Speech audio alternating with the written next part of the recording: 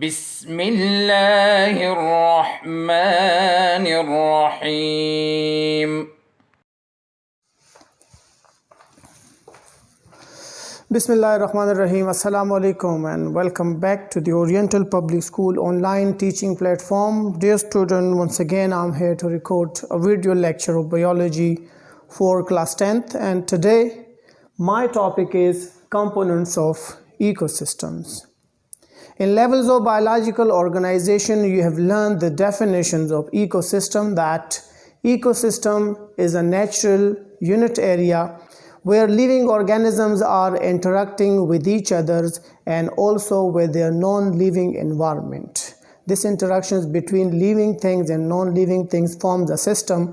That system is called ecosystems. Ecosystem की definition आप सीख चुके हैं। आपने पढ़ा था इकोसिस्टम के डेफिनेशन में कि इकोसिस्टम हम ऐसी जगह को कहते हैं जहाँ पे लिविंग ऑर्गेनिज्म एक दूसरे के साथ इंटरेक्शंस करते हैं और वो अपने नॉन लिविंग एनवायरनमेंट के साथ भी इंटरेक्शंस करते हैं। तो ऐसे जगह से या इस इंटरेक्शन से बनता है इकोसिस्टम। आज आप पढ़ेंगे कंपोनेंट्स ऑफ इकोसिस्टम के इकोसिस्टम कौन कौन सी चीज़ों का बना हुआ है, वो किस चीज़ से बनता है। तो रिमेंबर, इकोसिस्टम के मेनली दो कंपोनेंट्स होते हैं। There are two main components of ecosystem. One is called biotic component and the second one is called abiotic component. एक बायोटिक कंपोनेंट है और दूसरा एबायोटिक कंपोनेंट है। बायोटिक कंपोनेंट किसे कहते हैं और एबायोटिक कंपोनेंट किसे कहते हैं, तो इसका जवाब ये है, बायोटिक कंपोनेंट इकोसिस्टम में मौजूद लिविंग थिंग्स को कहा जाता है। लिविंग थिंग्स, एक इकोसिस्टम के अंदर जितने भी लिविंग थिंग्स हुए उन सबको कहा जाता है बायोटिक कंपोनेंट्स, और एबायोटिक कंपोनेंट कहा जाता है नॉन लिविंग थिंग्स को। नॉन लिविंग थिंग्स, एक इकोसिस्टम के अंदर जितने भी नॉन लिविंग थिंग्स हैं उन सबको कहा जाता है एबायोटिक कंपोनेंट। तो इसका मतलब हुआ कि इकोसिस्टम दो चीज़ों से बनता है। एक है इकोसिस्टम में मौजूद लिविंग थिंग्स और दूसरा है उसमें मौजूद नॉन लिविंग थिंग्स। अब लिविंग थिंग्स क्या है? एक इकोसिस्टम के बायोटिक कंपोनेंट्स तीन होते हैं। एक है प्लांट्स, दूसरा है एनिमल्स और तीसरा है microbes. Microbe means micro organisms. तीन मेजर कंपोनेंट्स होते हैं। एक को कहा जाता है प्लांट्स, दूसरे को कहा जाता है एनिमल्स और तीसरे को कहा जाता है माइक्रो ऑर्गेनिज्म। ये तीन मेन लिविंग थिंग्स होते हैं इकोसिस्टम्स के अंदर, और इकोसिस्टम में या इकोलॉजी में इनको मुख्तलिफ नाम दिए जाते हैं। फॉर एग्जांपल, इकोसिस्टम में प्लांट को कहा जाता है प्रोड्यूसर्स। प्लांट को क्या कहते हैं? प्लांट को हम कहते हैं प्रोड्यूसर्स, और इसको प्रोड्यूसर इस वजह से कहा जाता है because they produce oxygen and food for the ecosystems. ये एक प्रोसेस करते हैं जिसको हम कहते हैं फोटोसिंथेसिस। आपने 9th में पढ़ा है, तमाम ग्रीन प्लांट्स में फोटोसिंथेसिस का प्रोसेस होता है, और फोटोसिंथेसिस के प्रोसेस में ग्रीन प्लांट्स प्रोड्यूस करते हैं फूड, और oxygen as a by product produce होता है जिस पे पूरा इकोसिस्टम चलता है। तमाम अदर थिंग्स या अदर लिविंग ऑर्गेनिज्म प्रोड्यूसर्स के ऊपर डिपेंडेंट होते हैं फॉर फूड एंड ऑक्सीजन।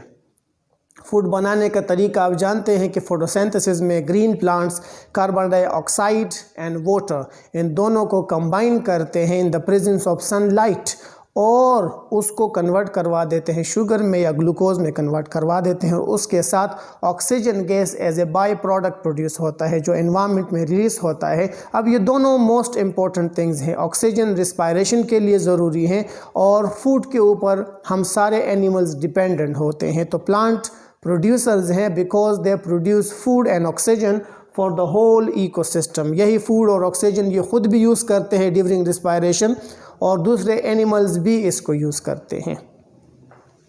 दूसरा कंपोनेंट एनिमल्स है, और एनिमल्स को इकोसिस्टम में हम कहते हैं consumers.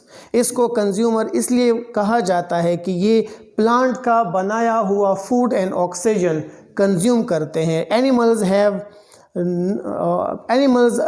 No ability to produce food for themselves, क्योंकि इनके बॉडी के अंदर वो कैपेबिलिटी नहीं पाई जाती कि ये सनलाइट से अपने लिए फूड बना सके। इसीलिए फूड के लिए तमाम एनिमल्स डिपेंडेंट होते हैं प्रोड्यूसर्स के ऊपर। अब एनिमल्स को कंज्यूमर कहा जाता है। इकोसिस्टम में कंज्यूमर्स की 3 किस्में हैं, यानी एनिमल्स को 3 कैटेगरीज में डिवाइड किया जाता है। पहली कैटेगरी में प्राइमरी कंज्यूमर को रखा जाता है। प्राइमरी कंज्यूमर कौन से एनिमल है? तो इसका जवाब ये है, प्राइमरी कंज्यूमर्स वो तमाम एनिमल्स हैं जो डायरेक्टली प्लांट के ऊपर फीड करते हैं। Those animals who directly feed upon producers, जो डायरेक्टली इनके ऊपर फीड करते हैं वो प्राइमरी कंज्यूमर कहलाते हैं। इनको आप कह सकते हैं हर्बियोर, इनको हर्बियोर भी कहा जाता है। और हर्बियोर इसको इसलिए कहते हैं कि ये हर्ब्स को खाने वाले हैं, ग्रासेस को खाने वाले हैं। तो जो लोग ग्रासेस खाते हैं, जो एनिमल ग्रासेस खाते हैं, तो इसको हम कहेंगे primary consumers, because they directly feed on producers. दूसरी है, उसको कहा जाता है सेकेंडरी कंज्यूमर्स। सेकेंडरी कंज्यूमर वो होते हैं जो अपना खुराक डायरेक्टली प्रोड्यूसर से नहीं ले सकते। इनके बॉडी में ये कैपेबिलिटी नहीं होती कि वो डायरेक्टली प्रोड्यूसर्स को कंज्यूम कर सके। तो ये खुराक किन से लेते हैं? ये अपने खुराक प्राइमरी कंज्यूमर से लेते हैं। और प्राइमरी कंज्यूमर अपना खुराक प्रोड्यूसर से ले रहा है, तो ये हो जाते हैं सेकेंडरी कंज्यूमर्स। सेकेंडरी कंज्यूमर को हम कहते हैं कार्नियोर, इनको कहा जाता है कार्नियोर। और कार्नियोर वो होते हैं जो गोश्त को खाते हैं। तो जितने भी गोश्त खाने वाले एनिमल्स हैं, इसको कहा जाता है कार्नियोर्स। अब गोश्त खाने वाले एनिमल्स को आप टाइगर ले ले, लाइन ले ले, ये वो ऑर्गेनिजम्स है, डॉग आप ले ले, कैट ले ले, ये ग्रासेस को नहीं खा सकते। तो जो ग्रास को नहीं खा सकता उसको हम रखेंगे सेकेंडरी कंज्यूमर लेवल पे, ठीक है जी। और फिर तीसरा कहलाता है टर्शरी कंज्यूमर। तो टर्शरी कंज्यूमर्स वो होता है जो अपनी खुराक प्राइमरी कंज्यूमर से भी ले सकता है और सेकेंडरी कंज्यूमर से भी ले सकता है। तो ये बाज़ केसेस में इसको हम कहते हैं टॉप कार्नियोर। ये बाज़ केस में टॉप कार्नियोर होगा, बड़ा कार्नियोर होगा, ये गोश्तखोर भी हो सकता है। लेकिन टर्शरी कंज्यूमर पे ज़्यादातर हम उन ऑर्गेनिज्म को रखते हैं जिसको हम कहते हैं ओमनियोर। इनको ओमनियोर भी कहा जाता है। और इसको ओमनियोर इस वजह से कहते हैं कि ये हर एक चीज़ खा सकते हैं। ये अपनी खुराक सेकेंडरी कंज्यूमर से भी ले सकते हैं, प्राइमरी कंज्यूमर से भी ले सकते हैं और डायरेक्टली प्रोड्यूसर से भी ले सकते हैं। तो ऐसे ऑर्गेनिज्म को हम कहेंगे ओमनियोर। फॉर एग्जांपल हम ह्यूमन बीइंग को ले लेते हैं। Human being is an omnivore. हम अपना खुराक गोश्त खा के भी ले सकते हैं और हम अपना खुराक सब्ज़ी, फ्रूट या ग्रासेस वगैरह, जिस तरह हम साग वगैरह खाते हैं, इन सब को खा के भी हम अपना खुराक ले सकते हैं। So we have the ability to get food from secondary consumer, from primary consumer as well as from producers. तो हमारा लेवल आएगा टर्शरी लेवल पे हम आएंगे। We will be the tertiary consumers. तो ये 3 किस्म के कंज्यूमर्स हैं, primary consumer, secondary consumer and tertiary consumer. तीसरा लिविंग कंपोनेंट है इकोसिस्टम का, उसको कहा जाता है decomposers. Decomposers, as the name indicate, all those organisms which has the ability to decompose dead organic matter. ये इकोसिस्टम के वो कंपोनेंट्स हैं जो इकोसिस्टम के अंदर कोई भी लिविंग ऑर्गेनिज्म मर जाता है, से प्लांट मर गया, एनिमल मर गया, अब उनके बॉडी को तोड़ना फोड़ना, उसको डिकम्पोज करना इन ऑर्गेनिज्म का काम होता है। तो इस वजह से इनको हम कहते हैं डिकम्पोजर्स। और डिकम्पोजर आपके इकोसिस्टम्स के अंदर मौजूद हैं बैक्टीरिया एंड फंजाई। बैक्टीरिया और फंजाई लिविंग ऑर्गेनिजम्स जब मर जाते हैं तो उनके डेड बॉडीज़ की डिकम्पोजिशन करते हैं और उनसे अपने लिए एनर्जी निकालते हैं। और उनका फ़ायदा ये होता है कि जब ये डिकम्पोज हो जाते हैं तो डिकम्पोजिशन से इनका कम्प्लेक्स मैटर सिंपल मैटर में आ जाता है और वो सॉइल के अंदर डिज़ोल्व हो जाता है और फिर दूसरे प्लांट्स उसकी अपटेक करते हैं। तो ये इनका काम होता है recycling of material in the ecosystems. ये बहुत ज़्यादा इम्पोर्टेंट होते हैं क्योंकि ये इकोसिस्टम के लिए मटेरियल्स की रिसाइकलिंग करते हैं। अगर कोई लिविंग ऑर्गेनिज्म एक मटेरियल को सॉइल से उठा लेता है, एनवायरनमेंट से उठा लेता है, तो ये उसके बॉडी के अंदर ट्रैप हो जाता है। मरने के बाद उसकी बॉडी की तोड़ फोड़ होती है, डिकम्पोजिशन होते हैं और इस तरह जो मैटर मैटर वहाँ पे फिक्स हो गया था उसको दोबारा डिफिक्स करा के इकोसिस्टम को वापस करा देते हैं। तो इनका बहुत बड़ा इंपॉर्टेंट रोल है इकोसिस्टम के अंदर, इन्हीं की वजह से बायोजियोकेमिकल साइकिल होते हैं। ठीक है, अब आते हैं, ये तो सारे बायोटिक कंपोनेंट हैं। अब आते हैं एबायोटिक कंपोनेंट की तरफ। As I have told you, abiotic component आपके इकोसिस्टम में मौजूद नॉन लिविंग थिंग्स हैं। नॉन लिविंग थिंग्स में ये लिस्ट आपके पास बनाता है एबायोटिक कंपोनेंट। पहला है सनलाइट, दूसरा है वाटर, तीसरा है टेम्परेचर, चौथा है एटमॉस्फेयर एंड विंड, और पांचवा है सॉइल, और छठा है ग्रेविटी। ये तमाम आपके इकोसिस्टम में मौजूद नॉन लिविंग थिंग्स हैं जो लिविंग ऑर्गेनिजम्स के ऊपर असरअंदाज होती है, उनके ऊपर इफेक्ट लाते हैं। तो ये है नॉन लिविंग थिंग। पहला non living thing, as I have told you, sunlight. Sunlight is the most important non living thing, और आप जानते हैं कि this is the ultimate source of energy. Ecosystem जितनी भी एनर्जी यूटिलाइज कर रहा है और जिस फॉर्म में भी कर रहा है, ये तमाम एनर्जी सनलाइट से डिराइव होती है। फॉर एग्जांपल, हम खुराक खाते हैं तो हम किसी किस्म का भी खुराक खाते हैं, ये सारा खुराक प्रोड्यूसर्स बनाते हैं और फिर डायरेक्टली या इनडायरेक्टली हमारे बॉडी तक पहुंचते हैं। तो प्रोड्यूसर जब खुराक बनाते हैं उसके अंदर सनलाइट एनर्जी को ट्रैप कर लेते हैं। वही सनलाइट एनर्जी फिर स्टेप वाइज इकोसिस्टम के अंदर फ्लो करती है और मुख्तलिफ ऑर्गेनिज़म के बॉडी के अंदर जाती है, और मुख्तलिफ ऑर्गेनिज़म उसी सनलाइट की एनर्जी को यूज़ करता है जो प्लांट ने केमिकल एनर्जी के फॉर्म में स्टोर की हुई हैं। इसी तरह से हम गाड़ियाँ देखते हैं, वो फॉसिल फ्यूल पे चलते हैं, तो फॉसिल फ्यूल में एनर्जी भी सनलाइट की एनर्जी है जो करोड़ों अरबों साल पहले प्लांट और एनिमल के बॉडी के अंदर ट्रैप हो गई थी, और वही प्लांट और एनिमल के बॉडीज़ पर लेटर ऑन कोल में या पेट्रोलियम में या फॉसिल फ्यूल में कन्वर्ट हो जाती है, जिसको हम आजकल जलाते हैं, उसको यूज़ करते हैं। तो remember, sun is the main source of energy. जब तक सन है तो इकोसिस्टम रहेगा, सन ख़त्म होगा तो इकोसिस्टम ख़त्म होगा, means there will be no sign of life on earth. ठीक है, इसके अलावा ये आपके इकोसिस्टम का टेम्परेचर भी मेंटेन करता है। एक स्पेसिफिक टेम्परेचर मेंटेन करना भी सनलाइट का काम होता है, बहुत ज़्यादा इंपॉर्टेंस है। दूसरा मोस्ट इम्पॉर्टेंट फैक्टर है वो है, उसको हम कहते हैं वाटर। वाटर की इम्पोर्टेंस तो आप जानते हैं। वाटर की सबसे बड़ी इम्पोर्टेंट ये है कि ये आपके प्रोटोप्लाज्म का या लिविंग मैटर का अहम कंपोनेंट है। प्रोटोप्लाज्म या लिविंग टिश्यूज़ हम कहते हैं 60% से लेकर 95% तक बाज़ ऑर्गेनिज्म में इनका लिविंग मैटर या लिविंग टिश्यूज़ वाटर के बने हुए हैं। तो अगर वाटर नहीं होगा तो ये टिश्यूज़ नहीं बन सकते। इसके अलावा वाटर पूरे यूनिवर्स के अंदर एज ए यूनिवर्सल सॉल्वेंट काम करता है। जितने भी ऑर्गेनिजम्स हैं वो अपना खुराक डिज़ोल्व फॉर्म में लेते हैं, तो उनके लिए वाटर एक अहमियत का हामिल है, क्योंकि वो जितने भी खुराक लेते हैं तो वो पानी के अंदर डिज़ोल्व हो जाते हैं और फिर वो उसको एब्जॉर्ब करते हैं बाय एक्टिव ट्रांसपोर्ट या पैसिव ट्रांसपोर्ट, जिस तरीके से भी लेने का मैकेनिज़्म होता है उसके थ्रू लेते हैं। इसके अलावा वाटर के अंदर बहुत ज़्यादा लिविंग ऑर्गेनिजम्स रहते हैं। ओशन में हम देखते हैं, रिवर्स में हम देखते हैं, एक बहुत बड़ा बायोटा या लिविंग ऑर्गेनिज्म इसके अंदर रह रहे हैं, और ये आपके ग्लोबल टेम्परेचर को मेंटेन करने भी इसका अहम रोल मौजूद है। तीसरा है टेम्परेचर। टेम्परेचर भी आपके इकोसिस्टम का एक अहम कंपोनेंट है, और टेम्परेचर लिविंग ऑर्गेनिज्म के ऊपर असरअंदाज होता है। जितने भी लिविंग ऑर्गेनिजम्स हैं, ये जितने भी फंक्शंस करते हैं, उन तमाम फंक्शंस के ऊपर टेम्परेचर असरअंदाज होते हैं। फॉर एग्जांपल, हम एक ले लेते हैं, प्रोड्यूसर फोटोसिंथेसिस करते हैं।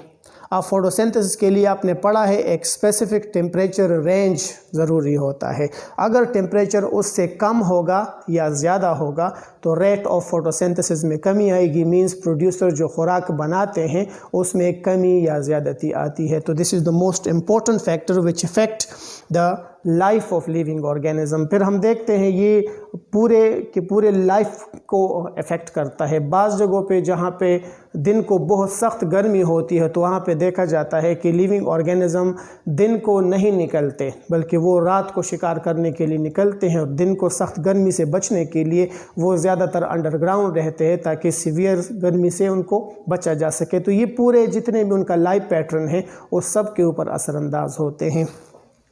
चौथा है एटमॉस्फेयर। एटमॉस्फेयर हमारे इर्द गिर्द गैसेस का मिक्सचर मौजूद है, हम उसको कहते हैं atmosphere. Atmosphere is also very important non living factor या एबायोटिक कंपोनेंट। आप जानते हैं एटमॉस्फेयर के अंदर गैसेस होती हैं और उसके अंदर दो मोस्ट इम्पॉर्टेंट गैसेस हैं। एक है ऑक्सीजन।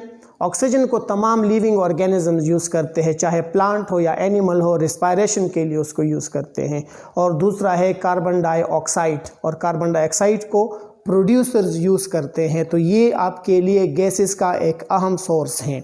यही से एनिमल ऑक्सीजन लेते हैं और प्लांट यहाँ से कार्बन डाइऑक्साइड लेते हैं, और दो वाइटल एक्टिविटीज़ जिसको हम कहते हैं रिस्पायरेशन एंड फोटोसिंथेसिस, इसको परफॉर्म करते हैं। दूसरा है विंड। विंड भी आप जानते हैं कि जब यही हमारे इर्द गिर्द एटमॉस्फेयर ये मोशन में आ जाता है तो इसको कहा जाता है विंड। और विंड के भी अपने फ़ायदे भी हैं, नुकसानात भी हैं। फ़ायदे आप जानते हैं कि विंड के थ्रू विंड पोलिनेशन होता है। इसके अलावा डिस्पर्जन ऑफ सीड्स भी विंड के थ्रू होता है कि जब एक सीड एक जगह से दूसरी जगह जाता है, उसकी स्प्रेडिंग होती है, तो ये भी विंड की मदद से होता है। और इसके कुछ नुकसानात भी होते हैं कि जब स्ट्रॉन्ग विंड्स आते हैं तो हम देखते हैं कि ये पूरे के पूरे इंफ्रास्ट्रक्चर को डिस्ट्रॉय कर लेता है। पूरे बड़े बड़े ट्रीज़ इसको अपरूट कर लेता है, जिससे बहुत ज़्यादा ट्रीज़ और लिविंग ऑर्गेनिज़म मर जाते हैं। तो इसको इन तमाम चीज़ों के ज़ाहिरी तो हमें नुकसानात नज़र आते हैं, लेकिन हिडन इसमें बहुत सारे इंपॉर्टेंट फैक्टर्स होते हैं जो इकोसिस्टम की स्टेबिलिटी के लिए ज़रूरी होते हैं। तो this is one of the most important component atmosphere and wind. अगला है सॉइल। सॉइल भी आप जानते हैं, सॉइल नीचे जितने भी ज़मीन का हिस्सा है ये सारा सॉइल कहलाता है। और सॉइल की इम्पोर्टेंस आप जानते हैं। इसकी पहली इम्पोर्टेंस ये है कि इसके अंदर प्लांट्स, जितने भी वेजिटेशंस हैं, प्लांट्स हैं, वो एंकर होते हैं। यहाँ पे वो ख़ुद को एंकर करवाते हैं, यहाँ पे वो खुद यहाँ पे बिल्कुल सीधे खड़े होते हैं, जुड़े हुए हैं। और दूसरी बात ये है कि जितनी भी यहाँ से पानी की अपटेक होती है, सॉइल की अपटेक होती है, जो ज़रूरी होती है प्लांट के लिए, वो सब ज़मीन से हासिल किया जाता है। तो ये आपके लिए एक अहम मिनरल सोर्स है प्लांट्स के लिए। और लास्ट वन है ग्रेविटी। ग्रेविटी आप जानते हैं हमारे अर्थ के अंदर एक फोर्स मौजूद है जो चीज़ों को अपनी तरफ खींचता है, उसको कहा जाता है ग्रेविटी। ग्रेविटी तमाम लिविंग ऑर्गेनिज़म के ऊपर असरअंदाज होती है। तो जितने भी लिविंग ऑर्गेनिज़म अर्थ के ऊपर रहते हैं, चाहे वो एनिमल हो, चाहे वो बर्ड हो, इस तरह मैमल्स हो, रेप्टाइल्स हो, जितने भी ऑर्गेनिज़म्स हैं, ये इन सब के ऊपर इफ़ेक्ट लाते हैं। और ज़्यादातर जो इफ़ेक्ट लाते हैं ये एरियल मोड ऑफ लाइफ रखने वाले ऑर्गेनिज़म के ऊपर ज़्यादातर ये असरअंदाज होते हैं। आई मीन बर्ड्स के ऊपर ज़्यादा असरअंदाज होते हैं। अब जितने भी एनिमल्स हैं उन तमाम में स्ट्रक्चरल मॉडिफिकेशन या स्ट्रक्चरल एडाप्टेशन मौजूद हैं। उनके बॉडीज़ एडॉप्ट हो चुके हैं और उस एडॉप्टेशन की वजह से ये ग्रेविटी के असरात को ज़ाइल करते हैं और इस इकोसिस्टम के अंदर बिल्कुल कामयाबी के साथ रह रहे हैं। फॉर एग्ज़ाम्पल बर्ड्स आप ले लें, बर्ड्स में एरियल मोड ऑफ लाइफ मौजूद हैं, वो हवा में उड़ते हैं, ट्रीज़ पे बैठते हैं। अब ग्रेविटी का असर उन पे होता है, ग्रेविटी उसको नीचे खींच रहा है लेकिन वो नीचे गिरते नहीं है। इसकी वजह ये होती है कि बॉडी के अंदर ऐसे मॉडिफिकेशन मौजूद हैं, ऐसे एडाप्टेशन मौजूद हैं जो ग्रेविटी के असर को ज़ाइल करते हैं। फॉर एग्ज़ाम्पल इनके बॉडी के अंदर फीदर्स मौजूद होते हैं जो इनके बॉडी को वॉल्यूम इसका ज़्यादा करवाते हैं। बोन बॉडी के अंदर होते हैं लेकिन बोन वज़न कम करने के लिए बोन अंदर से खोखले होते हैं, हॉलो होते हैं, तो बॉडी का वज़न कम होता है। और they possess a strong pectoral muscle, यहाँ पे इनके स्ट्रॉन्ग पेक्टोरल मसल है जिससे विंग्स की मूवमेंट होती है और तेज़ हवाओं में भी ये फ्लाइंग कर सकते हैं और नीचे ज़मीन पे नहीं गिरते। तो ये वो तमाम चीज़ें हैं जो लिविंग ऑर्गेनिज्म के ऊपर असरअंदाज होती है। तो these are the basic components. ये लिविंग कंपोनेंट्स हैं और ये नॉन लिविंग कंपोनेंट्स हैं और इसी से आपका बनता है इकोसिस्टम। और जब हम इंटरेक्शंस पढ़ते हैं तो इंटरेक्शन लिविंग का लिविंग के साथ भी होता है और लिविंग का नॉन लिविंग थिंग्स के साथ भी होता है। तो इसी इंटरेक्शंस को हम कहते हैं ecosystem. This is the end of this video lecture. Inshallah, see you again in the next video. Till then, Allah Hafiz. اللهم انفعنا بما علمتنا وعلمنا ما ينفعنا وزدنا علما